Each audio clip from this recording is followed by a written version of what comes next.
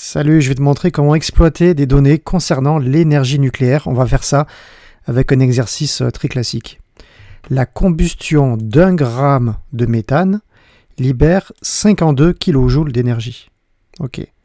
Dans une centrale nucléaire, la fission d'1 gramme d'uranium-235 libère 2,8 x 10 puissance 6 kJ. Ça, c'est les données.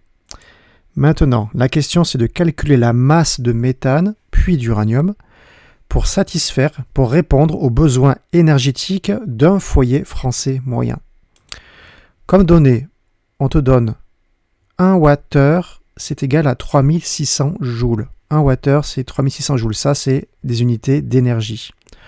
On te donne aussi le fait qu'un foyer français moyen a une consommation annuelle d'électricité de 7800 kWh. C'est-à-dire que chaque année, un foyer français a besoin de 7800 kWh d'électricité. Nous, ce qu'on cherche, on va commencer avec le méthane. Quelle masse de méthane il faut brûler pour cette maison française? La masse de méthane, ça va être l'énergie du foyer divisée par l'énergie d'un seul gramme de méthane. C'est une proportionnalité. Alors, si tu as du mal à voir la logique de cette division, de ce rapport, juste après, je vais te faire un produit en croix pour arriver à ce résultat, ok? Je continue, mais après, je te montre le produit en croix. Alors, l'énergie d'un foyer, c'est quoi? C'est 7800 kWh, donc j'ai mis 10 puissance 3 pour kilo, mais chaque wattheure, c'est 3600 joules. Et moi, il faut que je me mette en joules, parce que tu vois, ici, les données sont toutes en joules.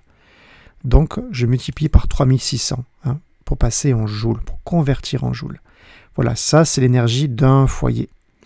Maintenant, l'énergie d'1 gramme de méthane, fournie par 1 gramme de méthane, c'est 52 kJ.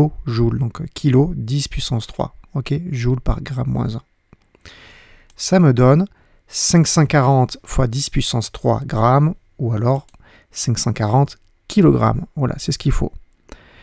Maintenant, le produit en croix, voilà, je te l'ai promis pour ceux qui ont du mal à voir ce type de division de façon directe. Il y en a qui arrivent, il y en a qui n'arrivent pas.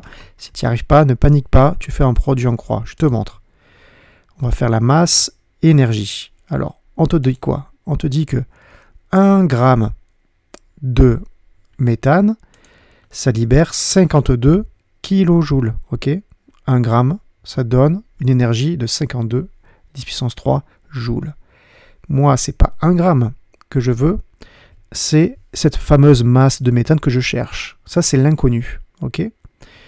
Moi, je cherche la masse de méthane pour le foyer français, c'est-à-dire pour les 7800 kWh fois 3600 joules. Voilà, j'ai posé mon tableau de proportionnalité.